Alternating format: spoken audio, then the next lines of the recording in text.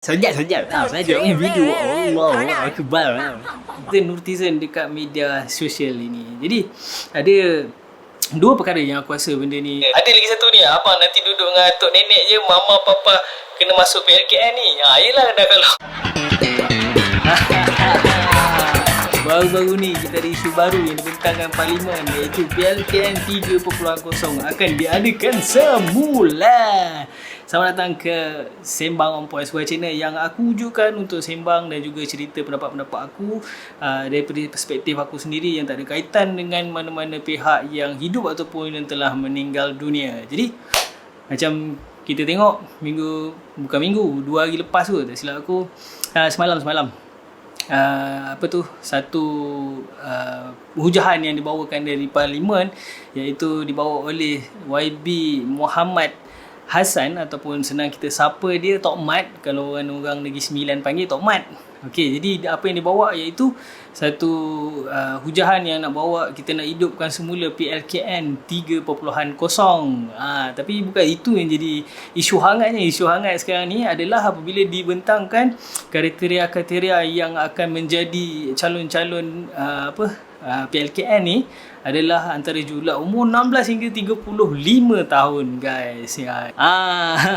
Jadi kita nak tengok apa perkara yang baik daripada PLKN 3.0 ni, dan juga kita nak tengok juga apa reaksi-reaksi dan juga benda-benda yang di-troll oleh netizen dekat media sosial ini. Jadi ada dua perkara yang aku rasa benda ni sesuai lah, sebab aku antara generasi yang melalui fasa PLKN ni juga. Jadi apa yang aku nampak kat sini, korang jangan risau untuk generasi-generasi muda yang ada di luar sana, yang ada dalam kriteria yang PLKN 3.0 ni nak, iaitu umur 16, lepasan SPM umur 16 dan juga lepasan SPM dan juga umur sekitar 16 hingga 35 tahun. Jadi yang menjadi masalah dia adalah untuk golongan muda ni, dia ada perspektif lain dan juga ada masalah lain pula. Yang umur 30 ke atas ni yang ada masalah lain pula. Tapi kita tengok perspektif, kita tengok benda yang positif yang boleh kita dapat daripada PLKN 3.0 ni. Okey. Yang pertama, pendapat aku, PLKN 3.0 ni adalah satu camp yang sesuai, yang sangat bagus untuk memupuk jati diri dan juga disiplin. Itu menampak macam klise lah, tapi benda ni pendapat aku, perspektif aku, korang dengar dulu. Okay, sebab dalam PLKN ni kita tengok macam-macam aktiviti yang dia akan diadakan lah. Adalah dia punya schedule kan, dalam tempoh berapa bulan tu kan, berapa minggu yang ada tu, yang korang kena attend tu, ada macam-macam aktiviti yang telah diisikan dalam tu. Jadi korang kena ikut program tu dari hari ke hari, dari minggu ke minggu, dari bulan ke bulan. Jadi dalam tentatif diorang tu, kebanyakan bendanya adalah benda-benda yang meningkatkan jati diri kita, mendisiplinkan diri kita. Okey, kita tengok contoh golongan muda sekarang ni lah. Kebanyakan diorang ada yang tak bersemangat, tak, jati diri tu tak ada, kekentalan diri tu tak ada. Yang pernah ada orang ejek tu sunat laser dulu tu, budak-budak sunat laser tu, tapi bukan itu yang menjadi masalahnya dekat sini. Tapi kita nak buktikan bahawa PLKN ni sangat sesuai. Sebab apa yang aku nampak daripada perspektif aku nampak PLKN ni dia akan bagi satu pengalaman yang baru untuk golongan-golongan muda. Okey, contoh macam golongan 90, 95 ataupun 85 ke 95 kan, tahun 95 tu, diorang dah biasa dengan situasi pergi duduk asrama. Okey, duduk asrama dengan pergi universiti ni tak sama, walaupun dia adalah kategori yang kedudukan ataupun rumah yang berjauhan, berasingan daripada keluarga. Tapi asrama dan juga universiti tak sama. Dari sudut selepas waktu kelas lah, waktu pembelajaran. Okey, aku ambil contoh masa dulu aku duduk asrama, bermula daripada darjah 6 sampai ke tingkatan 5 lah. Okey, apa yang aku nampak kat sini adalah kat universiti lain. Kat universiti adalah lebih bebas sedikit lah berbanding dengan asrama. Asrama ni dia walaupun waktu sekolah ada waktu sekolah, lepas waktu sekolah pun dia ada bukan program, ataupun dia ada jadual dia sendiri, yang mana kau kena pergi prep, lepas tu kau kena makan, lepas tu kau kena ada aktiviti riadah, lepas tu ada solat, lepas tu keagamaan, lepas tu prep lagi, lepas tu baru tidur. Semua ni adalah ikut jam. Jadi kau kena tahu, okey, waktu sekolah, lepas sekolah apa? Prep pula. Lepas prep makan. Lepas makan apa? Sukariedah pula. Lepas sukariedah, makan lagi. Lepas tu solat. Lepas tu aktiviti keagamaan. Lepas tu prep lagi. Lepas tu baru tidur. Jadi jadual ni disusun dan semua pelajar-pelajar kena ikut benda tu. Jadi tak sama dengan universiti. Universiti ni dia bebas. Kadang-kadang ada kelas-kelas. Ada yang tak ada kuliah, tak ada kuliah. Lepas tu lepas waktu kuliah pula dah bebas. Kau nak buat apa pun boleh, nak pergi mana pun boleh. Lagi-lagi mana-mana yang duduk luar daripada kampus kan, yang duduk rumah sendiri tu kan, sangat bebas, tak sama dengan asrama. Jadi dekat PLKN ni, camp ni, dia ambil program ataupun dia ambil jadual kebanyakan ni daripada asrama punya model lah. Jadi yang aku nampak kat sini, contoh kita ambil contoh waktu makan Waktu makan, pihak asrama dah siap kan. Dia ada allocate 1 jam. Contoh daripada pukul 1 sampai pukul 2. Dia siapkan makanan. Lepas tu dia dah ada menu-menu dia. Hari ni macam mana, esok macam mana, makan pagi macam mana, makan tengah hari macam mana. So, benda tu kita dah tak banyak choice. Jadi, dekat sini, camp ni menunjukkan kita walaupun zaman dah moden, tapi kita kena ikut juga apa yang telah disiapkan. Maksudnya kita nak sesuaikan diri dengan situasi tu. Jadi lagi satu, kalau contoh kat dia orang makan kat asrama kat asrama dia orang, kat asrama yang sekolah ni, kalau waktu makan dia memang allocate 1 jam. Kalau lepas daripada 1 jam, maknanya kalau habis dia 1 jam, kalau korang lambat untuk attend session makan tu, maknanya dah tak ada lagi makanan yang akan di-serve untuk korang. Selain daripada tu, lepas makan korang kena pula basuh pinggan, basuh tray tu kan. Tak sama dengan universiti. Universiti kau makan kat kedai macam biasa lah, makan kat kafe macam biasa lah, ada orang tukang cuci kan. Kat asrama lain, beratur ramai-ramai ambil makanan.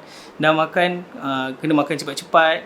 Lepas tu cuci pula tray. So benda-benda ni dia mendidik kita sasiah diri lah dengan disiplin yang tepat. Contoh kalau dah terlewat makan, habis lah. Siapa lambat, memang kalau lapar-lapar nak buat macam mana kan. Okay, itu yang aku nampak dalam PLKN ni. Yang mana golongan muda kebanyakannya sekarang ni, tak kata semua, adalah segelintir mungkin dah kurang benda-benda macam ni, disiplin diri yang macam ni.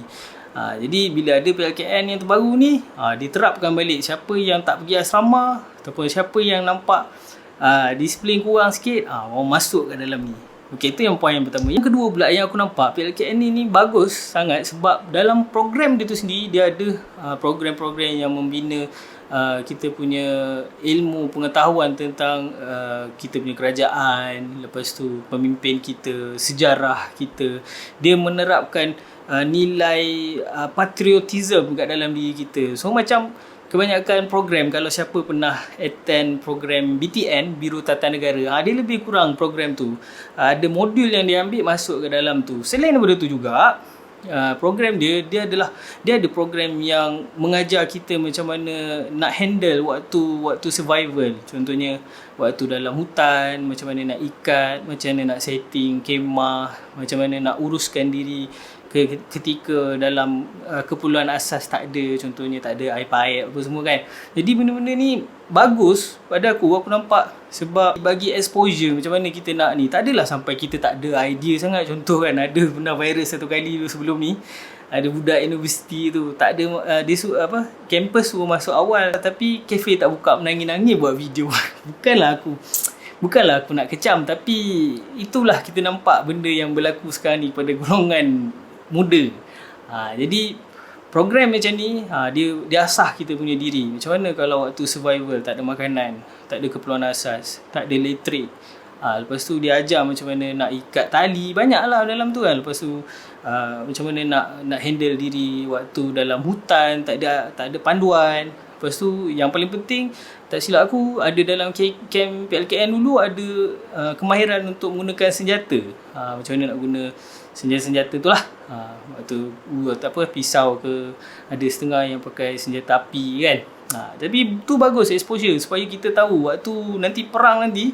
Dan kita lately ni pula kita tengok isu perang, bukan main lagi kan dekat kita punya dunia sekarang ni. Kat media sosial nampak sangat lah apa yang berlaku. Jadi dengan pendedahan benda macam ni apabila berlaku, kita tak minta, tapi apabila berlaku satu masa nanti, kita dah tahu macam mana nak kendalikannya. Dan bila berkelompok, kita attend camp ni, kita akan hidup secara kelompok, asrama kan.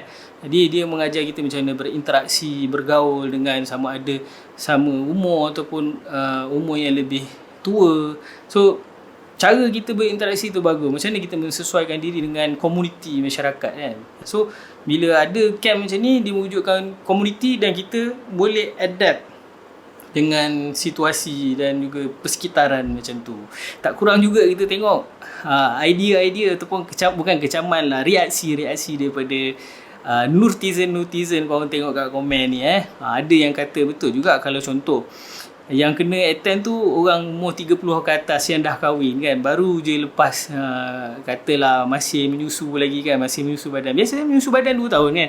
Jadi apa pula kalau kata dia terpilih kan, jadi macam mana pula dia orang nak pergi pump susu, lepas tu macam mana pula storage tu. Aku kadang betul juga netizen ni cakap make sense juga. Tapi camp PLKN yang buat pemilihan ni takkanlah sekejam macam tu. Dia ada je slot ataupun bahagian yang space untuk kita bagi tahu yang kita ni tak boleh nak attend sebab ada ada alasan-alasan yang munasabah lah nak attend kan, nak kita utarakan benda tu. Jadi tapi benda tu kelakar lah pada aku nampak benda tu realistik tapi memang kelakar lah. Idea diorang ni sangat-sangat kreatif. Okay, yang kedua dia orang boleh tengok lagi satu. Contoh dia kata, "Cik, saya tak boleh nak buat senaman berat, saya beranak Caesar." Betul juga pada aku. Kalau perempuan yang kalau sana baru beranak kan,